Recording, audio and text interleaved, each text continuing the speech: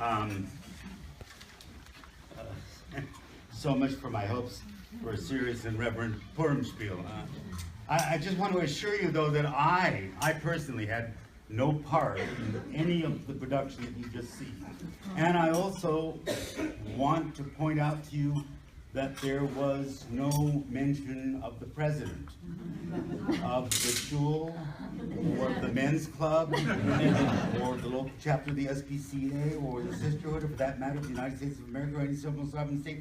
Contact your doctor immediately if there are political implications or outrageous side effects. I mean, anything he says. So seriously. I intend to keep it that way, serious. In general, I want to carry this off. I've said this before with a seriousness and reverence. I have, by the way, I should tell you, terrific qualities of seriousness and reverence. These are, as most people agree, qualities I've always been known for. You won't find anyone more serious and reverent than I am. Not solemn or sad, but simply someone very good. Very good. Oh, shit, I'm doing it again. Okay, gotta stop now. Stop. Okay, in order to show you what I mean and what I mean by serious, I'd like to take a few minutes to talk about a little-known treatise of the 13th century. I prepared to talk, actually, for this moment. Deborah, could you give me my talk? Thank you very much. For all of us, but some of it, you know. The Rambam, this is Maimonides. Thank you. The Rambam, as most of you undoubtedly know, was the author in the late 12th century of the notion of Taryag, the 600, you know what it is? The 613 mitzvahs, Taryag, that a pious Jew observes. But there was another less well-known and anonymous treatise of the early 17th century entitled Sefer Yavtag al Taryag. A little difficult to translate, but it's something like 13 and 600 ways of looking at the 613 mitzvahs.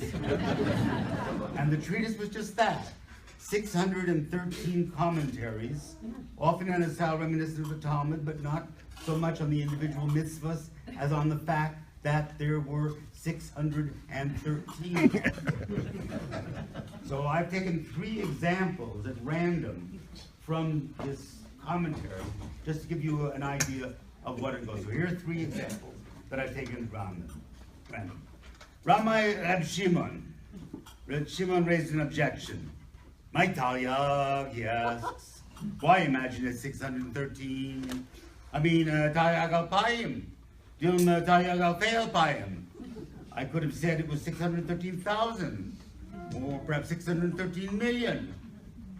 It's like a king of flesh and blood who said, why suppose only 613 counties supported me? That would be 613,000, or 613 million for that matter. Didn't Rabbi Akiva prove in the Haggadah that there were not merely 10, but 250 plagues? And to this, Rabbi Shimon added, Alachat Kama V'Kama, 250, why not 1,000? Rabbi Shmuel, Rabbi Samuel objected, not more, fewer. This is like a capitalist of flesh and blood who said 613 regulations are far too many. They're strangling free enterprise, not to mention the power of the market. I will cancel them and deregulate the regulations. Achinami, so here, 613 mitzvahs are too many. We need to deregulate halakha. The mitzvahs, what do the mitzvahs do? The mitzvahs strangle the Yetzer Hara, the bad inclination, which is alone the cause and justification of the Torah. And thus did Rabbi Shmuel build a wall around the Torah. Amar Rabbi Yehuda, lav dafka. Rabbi Yehuda taught, precisely not. Adarabba. It's the other way around. Indeed, this is not the story told by Reish Lakish. Reish Lakish teaches the law is not about the number of rams, but about whether the rams are appropriate. So, zekamo balat bachim basar v'dam. This is like a chef of flesh and blood. Chef, C-H-E-F, somebody in charge of the cooking of flesh and blood, who said, my 613 shredders and graters are terrible. They don't shred vegetables properly, nor do they grate cheese correctly, but I don't need more graters. I need to replace the ones I have. Then I shall be able to grate again.